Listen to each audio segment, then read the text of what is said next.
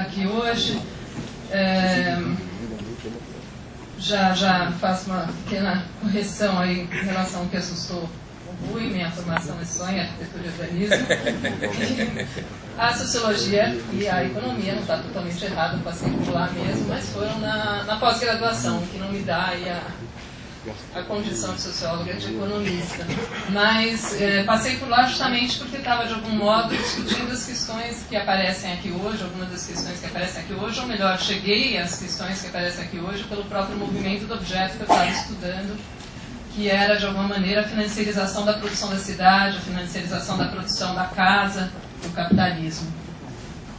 Ou, colocado de outro modo, como o capital, o David Harvey, né, que vai ser o assunto que eu vou discutir aqui, coloca em um livro. Ele, durante muito tempo, ele estudou e se dedicou a analisar se as categorias marxistas de alguma maneira podiam contribuir para entender o urbano, e ele, a uma certa altura, ele chega à conclusão de que a pergunta estava errada. A questão era entender como o capital se urbaniza. Então, de certa maneira, a pergunta que estava por trás ali é como o capital financeiro se urbaniza, né, de como essas questões se colocam sobre a produção da cidade, num capitalismo que é cada vez mais, inclusive, urbanizado, e quais são as consequências disso. E foi isso que me levou, então, a sociologia e depois a economia, e justamente tentando, de algum modo, entender como a financiarização tinha avançado, a financiarização do urbano tinha avançado, onde ela tinha avançado mais, né, observando.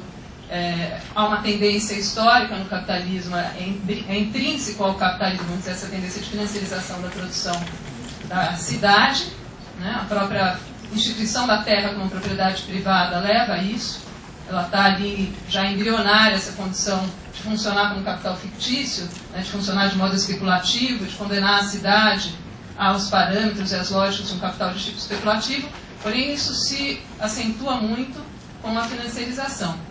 E onde isso mais avançou foi justamente nos Estados Unidos, o que me levava então a tentar entender como tinha acontecido lá.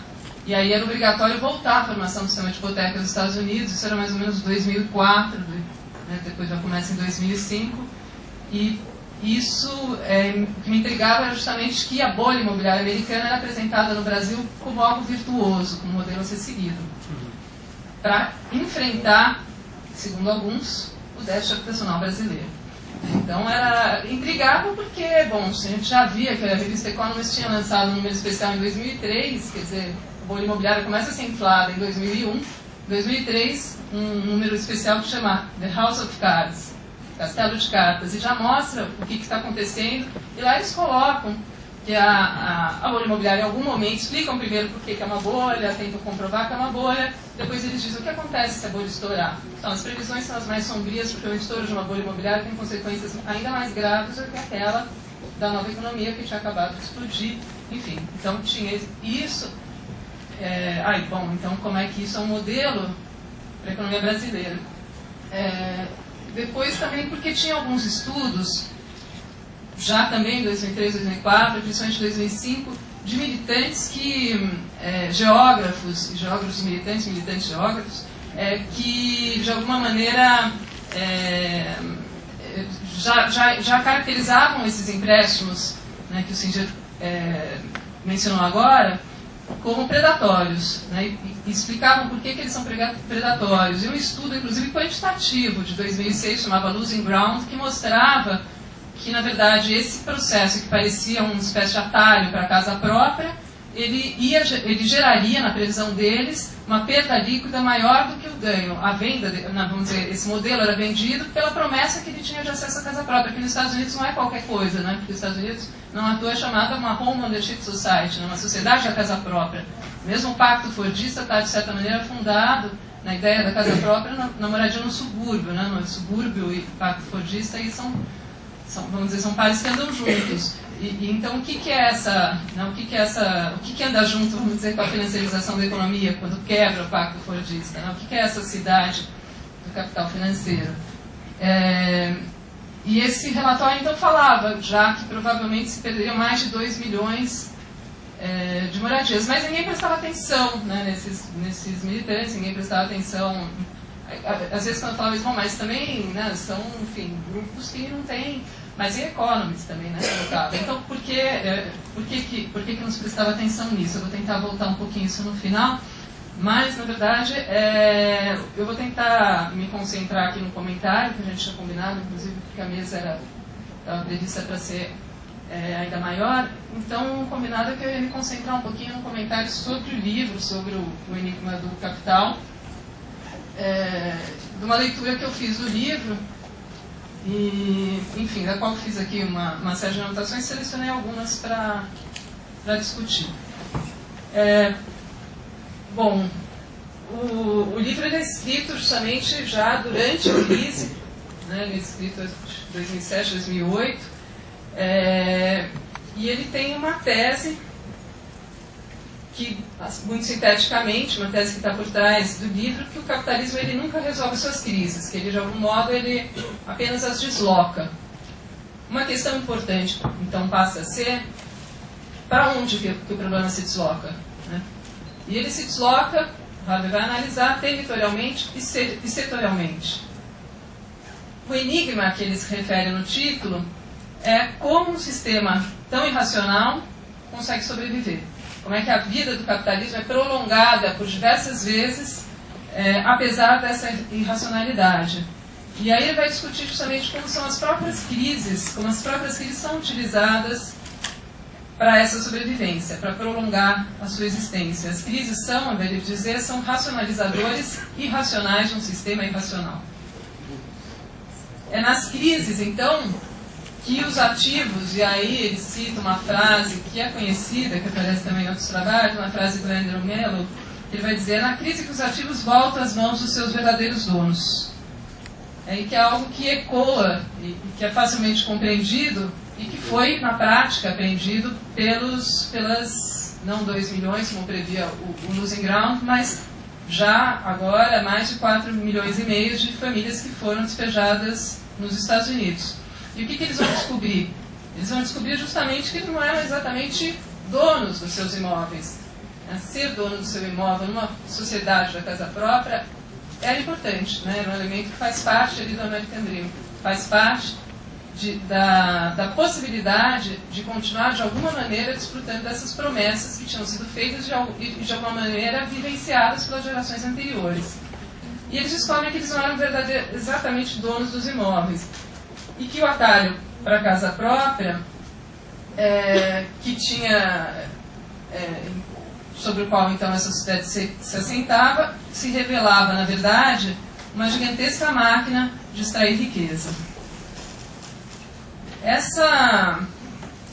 Para entender isso, eu acho que é importante, e o Harvey discute isso, colocar a categoria da renda da terra, que em geral é relegada a um tópico menor dentro da teoria marxista, em primeiro plano.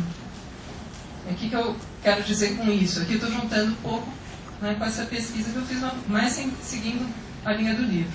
O modo de fazer isso é perceber justamente que a posição do rentista na sociedade americana, de certa maneira, em outros, né, no mínimo na Espanha, nos países em que a financiarização avançou mais, ela foi modelizada e passou a ser ocupada por um conjunto de agentes amplo, com a securitização imobiliária. O processo de securitização que a gente tanto ouve falar, né, naqueles infográficos que saem no jornal, que explicavam como, na verdade, a dívida passa para as mãos, né, vai sendo passada de mãos em mãos, então passa pelo corretor, depois ele passa para o banco de investimentos, a agência de rating avalia, passa para o banco, né, e vai seguindo todo aquele caminho até chegar nas mãos do investidor na outra ponta. E isso é bastante conhecido, mas se a gente entender isso, observando como esse conjunto de agentes, na verdade, ele pode ser de certa maneira compreendido como a modelização da posição do antigo rentista, é importante porque a gente percebe como a estrutura do conflito mudou. A estrutura do conflito entre o proprietário da casa e o seu inquilino agora é substituída por uma estrutura, vamos dizer, mais ou menos direta, substituída por uma estrutura de conflito financiarizada, se é que a gente pode dizer assim. Isso não é o Harvey que diz, tá? Aqui estou analisando um pouco a partir da questão que ele fala, um pouco mais a questão da crise americana. Então, essa modernização dessa posição do rentista vai fazer com que, em última instância, o capital se torne proprietário. Essa é uma expressão que um dos geógrafos coloca, Landlord's Capital, é o título do texto que ele fala. Ou seja, o capital nas suas formas mais abstratas, extraindo renda da terra.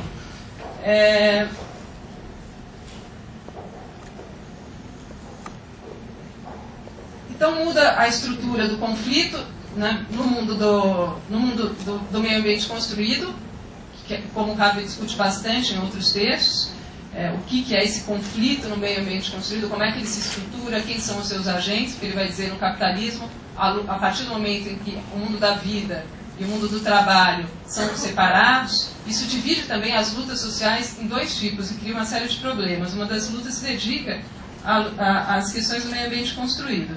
Então ele muda bastante. E também no mundo do trabalho tem consequências. Né? Por quê? Porque justamente aquele inquilino que tem que pagar as suas parcelas, e tem uma pesquisa que mostra que a dívida da casa, a dívida que pode perder a casa, é a dívida que é mais levada a sério entre as várias dívidas desse processo de endividamento brutal, né, pelo qual passa a sociedade americana nesse período.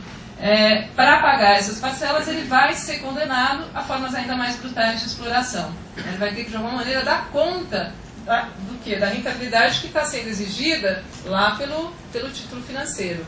E que não à toa tem que ser muito alta. Já vai ver um pouco por quê. Tem que ser mais alta do que aquela do capital produtivo. Também tem consequências do ponto de vista da consciência, porque aumenta significativamente o número de pessoas que estão incluídas nesse jogo. O processo do subprime ele é olhado aí de uma outra perspectiva, informada por esses estudos, pelo próprio estudo que eu acabei fazendo, que são em bastante medida influenciados pelas teses do Harvey. O que na prática acontece? O mutuário, enfim, aquele que vai ao banco colocando o seu imóvel como hipotecando para conseguir extrair recursos, ou aquele que vai para conseguir um empréstimo para casa, que são as duas modalidades, de alguma maneira eles estão fazendo o quê? Eles estão inserindo no jogo especulativo o seu patrimônio, ou seja, trabalho passado que está cristalizado naquele imóvel, e o seu trabalho futuro, que é o trabalho que ele vai ter que fazer para poder, que de alguma maneira aquela expectativa que se joga no título financeiro seja realizada. Bom, voltando ao... Isso então coloca esses três problemas, vamos dizer, na luta social. Então, no mundo do trabalho, no mundo da vida e na consciência, de forma mais geral. Mas voltando ao livro propriamente dito, uma das hipóteses que o Harvey coloca é que essa crise ela vai ter relação com a resposta que se deu à crise dos anos 70. O professor Paulo Singer já falou alguma coisa sobre isso. Vou muito pontualmente dizer que para ele isso vai ser um ponto importante. Porque justamente essa crise que se expressa na crise fiscal de Nova York em 73, que vão também, na escala urbana, ensaiar uma série de novas maneiras de gerir a cidade e de gerir o próprio capitalismo. Então ela vai sendo enfrentada por meio de estratégias que vão, segundo ele, levar às raízes da própria crise atual. Aí para discutir isso, sem passar por toda a discussão da crise dos anos 70, eu trouxe só uma anedota que eu achei que de alguma maneira deixa isso mais claro e mais rápido. Então, eu faço esse parênteses. E está relacionado justamente, eu não sei se o Rui, pelo breve notícia que eu tive aqui do que ele vai tratar, ele vai falar diretamente, mas está relacionado ao movimento do Occupy Wall Street. Quando o movimento da ocupação em Wall Street tem bastante repercussão na imprensa, uma das notícias que saiu me chamou bastante atenção. Essa notícia, ela dizia o seguinte, era uma matéria que falava assim: o proprietário do parque público pede a sua desocupação. Aí eu fiquei um pouco assim, o proprietário do parque público, você fica tentando entender o que estava escrito ali. E eu fiquei intrigada e aí lembrei da história disso, de como é que a gente pode chegar num ponto de ler no jornal essa expressão. E eu lembrei justamente que nos Estados Unidos, e que tem a ver com esse processo, então, que acontece desde os anos 70, que foi justamente, nesse caso, em relação aos parques, mas a gente pode ver isso nas várias áreas, né? Mesmo as públicas. Então, Mesmo da universidade, como é que ele daria para dizer de alguma maneira em relação à desocupação da universidade pública. Bom, então quais são essas estratégias? São estratégias de um movimento que fazem parte de um movimento mais geral e que o Harvey vai caracterizar em um dos livros como restauração do poder de classe. Ele vai definir o neoliberalismo como um processo de restauração do poder de classe. E esse processo, especificamente nos parques, ele inclui a retirada do setor público e a sua substituição pelo setor privado, na própria definição do espaço público. Esse movimento ele vai suceder a um período histórico, o professor Cíntia também fez referência, de democratização, no caso aqui, democratização do acesso aos parques. Os parques passam a ser utilizados, inclusive por pacientes mentais, porque o movimento antimanicomial tira, né, pacientes que não deveriam estar internados, e também do sem-teto. Bom, mas por que o sem-teto? Justamente porque era um período que crescia a presença do sem-teto por causa da destruição das casas mais econômicas nos bairros centrais e por causa do declínio da habitação social. A história americana, já antecipam, vai ser uma história, Peter Marcuse fala essa frase, acho que resume bem, é uma história após a outra de combater as formas de habitação públicas, né? Combater qualquer estratégia que se dê fora do mercado. Vai ser importante do ponto de vista da estratégia mais geral de acumulação do capitalismo, que a habitação não seja um direito e assim segue até hoje, né? Para que ela seja uma frente privada importante. Portanto, esse declínio da habitação social e os parques vão progressivamente se tornando, então, nesse processo, esse processo, então, de gestão privada vai avançando, os parques vão se tornando progressivamente menos públicos, mais exclusivos, ou melhor, eles se transformam, não é bem gestão privada, eles vão dizer parceria público-privada. Isso a gente vai ouvir aí também para todas as áreas. O que é essa parceria público-privada? São contratados apenas trabalhadores não sindicalizados, há estratégias claras de controle da diversidade, ao mesmo tempo que cria uma visão palatável de civilidade, de convivência, de harmonia, de espaço supostamente público. É dada carta branca para os investidores privados refazerem a cultura pública. É uma institucionalização do controle pelas elites. O Bryant Park, um desses parques, vai ser modelo depois para a criação do Business Improvement District, uma socióloga norte-americana também, trabalha junto com o Harvey Sharon que vai discutir do ponto de vista crítico e que depois é trazido aqui no Brasil também como um modelo. Nós temos modelos aí impressionantes. Esse modelo do Business Improvement District que continua sendo trazido para cá, os proprietários se autotaxam para controlar seus recursos, então eles... e aí depois eles então criam uma espécie desse distrito. Eles se autotaxam, os recursos então que eles capturam, eles só podem ser aplicados no próprio recurso, e as formas de decidir para onde vão ser aplicados são por meio de uma votação feita pelos proprietários. A democracia dos proprietários dos business improvement districts. Então, alguns desses distritos dos Estados Unidos chegam a ter recursos para construir grandes obras, e ter sua própria, inclusive ter sua própria corte, seu próprio sistema punitivo para resolver ali mesmo os pequenos delitos. E, para completar, os condenados trabalham na limpeza do parque e do distrito no lugar dos trabalhadores sindicalizados. Outros desses distritos, que não estão tão bem localizados, não têm nem recursos para manutenção pública, para manutenção básica das ruas. Bom, o Occupy Wall Street, então, ele simbolicamente desafia essa lógica, né, que é a lógica da mercadorização total da cidade, que avança junto com o neoliberalismo, o que faz o neoliberalismo avançar.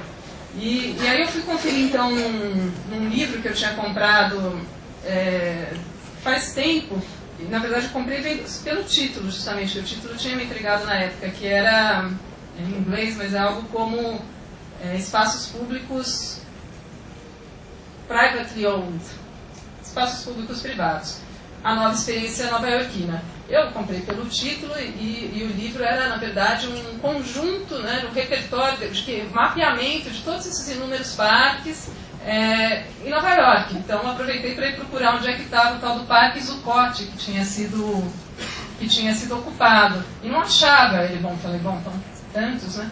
Mas aí eu lembrei que o movimento não usava o nome do Parque Zuccotti, usava um outro nome que é Liberty Plaza, o Parque da Liberdade. Como Liberty Plaza estava lá no índice, deu para ver. E o parque, então, descobri que foi inaugurado em 68, sugestivo, né? Com esse nome Liberdade, e rebatizado recentemente Zuccotti. Bom, e quem é Zuccotti? Tem alguém, eu comecei a procurar quem é Zuccotti, tem um vídeo no YouTube que alguém vai lá na praça e começa a fazer essa pergunta, inclusive, para todo mundo, quem é Zuccotti? Não sei porque ele teve essa ideia. Porque acho que eu não sei se foi lá que eu encontrei a resposta ou em outro lugar, mas o fato é que eu descobri que, então, que o Zuccotti era o nome do presidente da Brookfield, que é uma grande empresa do ramo imobiliário. Então, o Zuccotti, mas ele não foi só presidente de uma empresa privada, ele também foi presidente do New York City Planning Commission, que é uma comissão pública, e assistente do secretário do Desenvolvimento de Habitação e Urbanismo. Então, um problema maior. E presidente também do Real Estate Board de New York, ou seja, do Conselho do Mercado Imobiliário de Nova York. E ainda, aí vai ficar um pouco enigmático para os que não acompanham esse assunto antes, mas para quem acompanha saber o que eu estou dizendo, ele foi ainda sócio de uma empresa imobiliária famosa pelos efeitos devastadores que já teve, que é a Olympia York. Puxa. Olympia York. Então, está envolvida lá com Docklands e com Battery City Park. Bom, então a ocupação desse espaço é desse modo duplamente emblemática e acho que caracteriza bastante o que foi esse processo aí dos anos 70 para cá. E o que pode significar essa reação.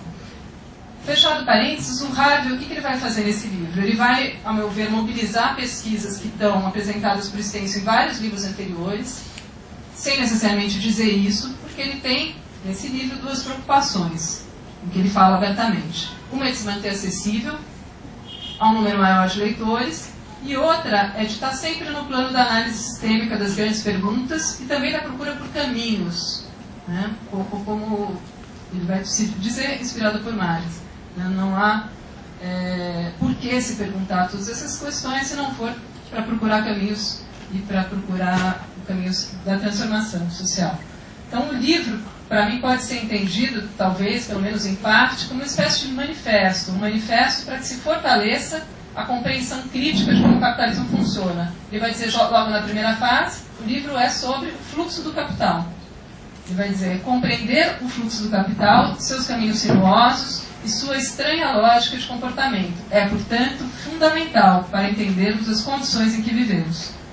Se esse esforço já foi comum, hoje nos afastamos do exercício desse tipo de compreensão crítica. Em vez disso, ele vai dizer, construímos modelos matemáticos sofisticados, analisamos dados sem fim, investigamos planilhas, secamos detalhes e enterramos qualquer concepção do caráter sistêmico do fluxo do capital sob um monte de papéis, relatórios e previsões. E ele vai lembrar uma pergunta que foi feita pela Rainha Elizabeth II aos economistas da London School of Economics em novembro de 2008. Ela chega e pergunta, ela vem e pergunta para eles como foi que eles não viram a crise chegar. Ele vai dizer, bom, só a rainha para fazer essa pergunta que todos gostariam de fazer com autoridade, a ponto de colocar eles completamente constrangidos. O problema, ele vai dizer, está na falta de uma concepção da natureza sistêmica do fluxo do capital.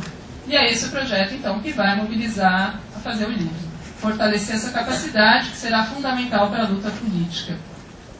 Um problema que é central para o livro é a impossibilidade, que ele vai colocar, eu vou colocar muito brevemente, mas está por extenso no livro. O problema é a impossibilidade de se obter o crescimento composto para sempre. O que ele vai dizer? O capital encontra barreiras, encontra os seus limites e procura de alguma maneira superá-las, ou geralmente não superá-las, apenas contorná-las. Para fazer isso, é como se esse fluxo de capital fosse pressionando por inovações tecnológicas e inovações financeiras. As inovações tecnológicas são aquelas que vão produzir o aumento do desemprego, e as inovações financeiras são essas que a gente viu, que ficaram mais em evidência e que encontraram recentemente os seus limites. Na hora que ela encontra o seu limite, na hora da crise, as contradições se tornam visíveis. E por que ele vai dizer, então, dessa impossibilidade? A impossibilidade a dificuldade que se cria de encontrar oportunidades novas e lucrativas de investimento, quando a gente ele vai voltar alguns dados, vai dizer, bom, em 1820, ele pega alguns dados, circulavam no mercado mundial 694 milhões, em 1913 passa para 2,7 trilhões, depois vai para 35, enfim. Quando chega em 2010, estamos falando de 1,6 trilhões de dólares. Se o capitalismo, para continuar adiante, ele só continua adiante no processo, que pode explicar isso melhor, da reprodução ampliada, ele precisa necessariamente encontrar muito mais frentes de lucro do que ele precisava antes. O volume, vamos dizer, é maior. A integração do leste europeu e particularmente da China, portanto, foram fundamentais ao inserir aí milhões de novos trabalhadores. Mas quantas novas linhas de produção podem ser abertas para absorver um crescimento desse porte? Quais populações podem ser integradas? Para onde esse capital vai? São perguntas que ele vai discutir. Porque ele discute justamente esse tema das crises de sobreacumulação já faz tempo. Mas o que me parece diferente em relação a esse livro, não sei se vocês podem comentar, é que ele fala, bom, estamos agora num ponto de inflexão. É um ponto que nos obriga a pensar sobre o questionamento do próprio futuro do capitalismo. E obriga a fazer aquilo que a mídia evita. A grande mídia evita é que a gente entender que a crise tem origens sistêmicas. Um outro ponto que ele vai dizer é que o poder do dinheiro, esse aumento também, vamos dizer, da acumulação, é também um aumento de poder social do capital. E, portanto, é um aumento de poder social que prejudica e que dificulta as formas democráticas de decisão. E aí eu termino com esse exemplo aqui, juntando um pouco aquelas questões que eu tinha colocado da pesquisa sobre a crise americana. Justamente, a gente viu que, como eu falei para vocês, os despejos, essas coisas todas, o caráter predatório dos empréstimos, o fato de que as pessoas estavam perdendo as casas, estavam indo para a rua, justamente no momento de precarização do trabalho, porque já tinha tido o processo de reestruturação produtiva, né? Isso já tinha sido discutido. Se a gente observar ainda que esse processo de endividamento, vamos dizer que essa população não é exatamente convidada a entrar nesse jogo especulativo, mas ela é fortemente empurrada, justamente pela fechamento de outras possibilidades. Sistema de educação, né, no ensaio lá do Chile, sistema de educação privado, sistema de saúde caro, a gente sabe as brigas todas no Congresso americano em relação ao sistema de saúde. Então, justamente, não há alguns estudos que vão mostrar, não é exatamente um consumismo exacerbado que vai fazer com que a população entre nesse jogo, embora tenha uma dimensão consumista, mas vai ser a própria possibilidade de sobrevivência dentro desse sistema que vai empurrar para isso. Então, se já eram percebidos esses riscos, se já sabia desse processo, por que nada era feito? Bom, uma questão é que quem estava perdendo naquele momento eram as minorias, as ditas minorias, que não são tão minorias assim nos Estados Unidos, os negros, os latinos, né? Os despejos, inicialmente, são altamente concentrados. Os dados, às vezes, não dão conta disso. Os estudos geógrafos são interessantes, porque eles espacializam esses dados e mostram que os despejos são altamente concentrados em alguns bairros. E esses bairros, lógico, cara, são, então, totalmente devastados pela crise, né? E eles...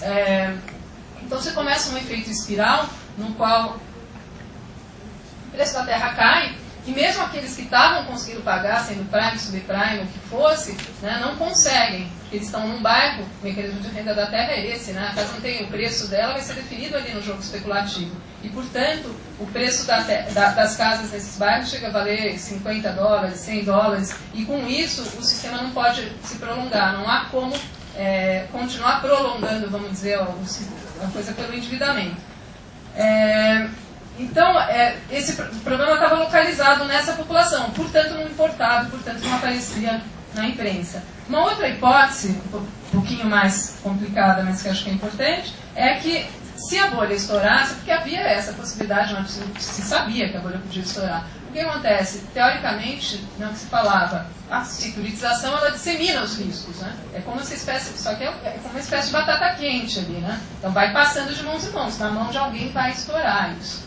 E a hipótese é que quem eram os donos desses ativos na outra ponta. A base a gente sabe, de um lado, o trabalhador que precisou entrar nesse sistema e que colocou a casa como laço no processo de financiarização. E do outro lado, eram os hedge funds, eram fundos também de trabalhadores, de fundos de pensão, de school boards, de fundos desse tipo, que precisavam, de alguma maneira, aplicar nesse tipo de investimento, porque eram esses que davam a maior rentabilidade. Por que eles falam de rentabilidade? Porque eles passam a depender do investimento financeiro para dar conta das suas metas atuariais no futuro. Né?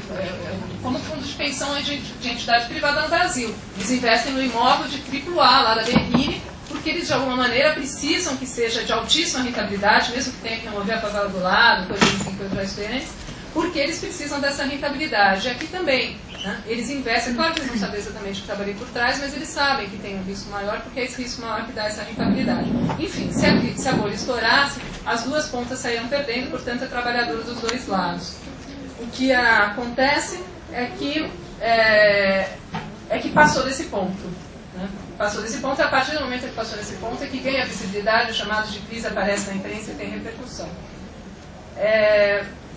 Então, se esses riscos eram conhecidos, por que se levou adiante? De certa maneira, porque durante algum tempo esses riscos, se imaginava, estariam localizados do lado dos trabalhadores, e de outro lado, porque a solução de contornar as contradições capitalistas por meio de bolhas de capital fictício é politicamente conveniente e altamente lucrativa. A bolha financeira, então, encobre, no ver, um gigantesco processo de transferência de riqueza, se traduz na concentração nas mãos das famílias mais ricas, e há dados comprovando isso, também na concentração de poder na mão de alguns estados territoriais e na concentração do poder do capital na mão das grandes empresas, particularmente financeiras. Isso coloca, portanto, um desafio para as lutas sociais, que é de se situar nesse momento em que justamente a capacidade do capital de impor o seu projeto é cada vez maior, né? Embora com uma certa crise de legitimidade por conta do que aconteceu, mas ela é cada vez maior, e isso coloca uma série de desafios para as lutas sociais, particularmente na luta que eu acompanho mais, na luta pela reforma urbana, ou na luta pelo direito à cidade. Isso é bastante claro, tanto nos Estados Unidos quanto no Brasil. O aumento do poder que aconteceu durante esse período, o aumento do poder social que tiveram as empresas imobiliárias, que passaram por um gigantesco processo de concentração e centralização de capital, de impor o seu projeto de cidade nos Estados Unidos, e que tem repercussões muito fortes sobre a consciência social lá, e também no Brasil, de impor aqui, de certa maneira, porque aqui a coisa se financiariza de uma outra forma, mas de impor aqui também o seu projeto de cidade, a despeito de ser, às vezes, conduzido, como falou o Paulo Singer, por entidades públicas. Mas é esse projeto de alguma maneira, que está se impondo também sobre as cidades brasileiras.